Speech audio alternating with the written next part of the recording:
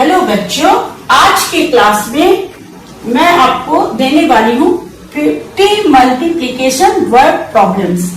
आज के वीडियो के अंदर आपको 50 ऐसे वर्ड प्रॉब्लम मिलेंगे जो कि मल्टीप्लिकेशन पे यानी कि गुना पे आधारित प्रश्न हैं।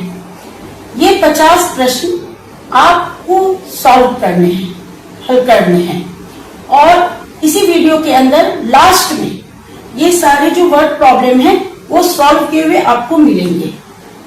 तो आप जो करेंगे अपने नोटबुक पे इन प्रश्नों को जो सॉल्व करेंगे उसे फिर आप इसके आंसर से यानी कि मैंने जो सॉल्व किया है उससे आप मिलाएंगे और देखेंगे कि आपने कितने प्रॉब्लम्स खुद से सॉल्व कर लिया है। तो आज की वीडियो के अंदर मैं यही लेके आई हूँ। तो चलिए फिर वीडियो को शुरू करते हैं।